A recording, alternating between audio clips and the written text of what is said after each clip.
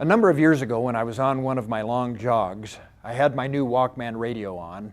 It was large and cumbersome by today's standards, but I wanted to try it and the music was pleasant. I was in the last mile of my run, really struggling with fatigue, and my legs just felt like lead. I just hoped that I could make it home without collapsing.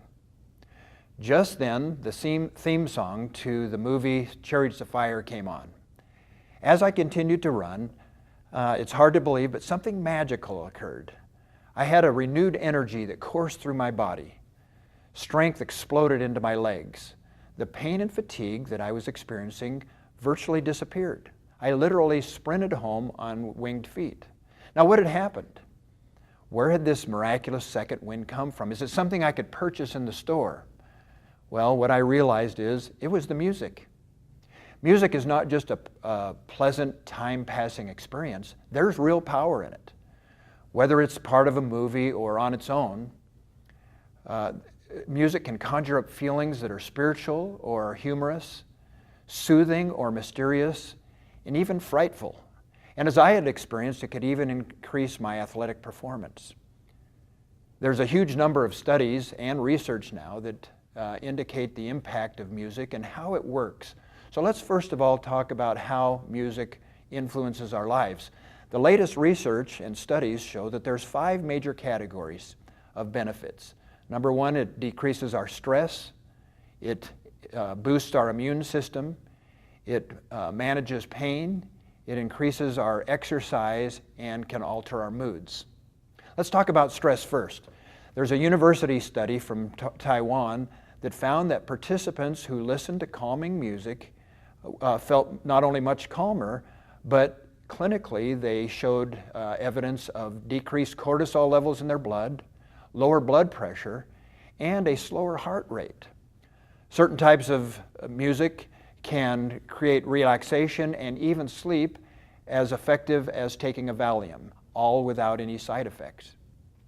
In immunity, in reviewing the research of the literature, music stimulates the neurochemical mechanism. It increases the antibodies in our blood. It increases killer cells that actually attack foreign microbes and bacteria.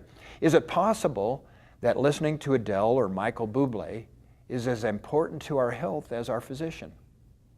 A recent Brigham Young University study found that teens diagnosed with ADHD that listened to 40 minutes of classical music only 3 times a week had much more normal brainwave activity, as well as were able to focus on the task at hand for extended periods of time. In managing pain, the mechanism is also a neurochemical one, but it also diverts our attention elsewhere. It's so effective that music therapy is now regularly employed in surgical, dental, and rehab settings. In fact, they found that it helps to mitigate pain in childbirth, in cancer treatment, and even in critical burn treatment. In exercise performance, my experience supports the research where it motivates us to work out harder and stay at it longer. One British study that I read recently said that listening to music actually can increase our endurance by up to 15%. It also increases our energy while decreasing the perception of exertion. It can also do away with those pre-game jitters, all without performance-enhancing drugs. In terms of mood, science has now confirmed that music can tame the wild beast. It can actually change our moods.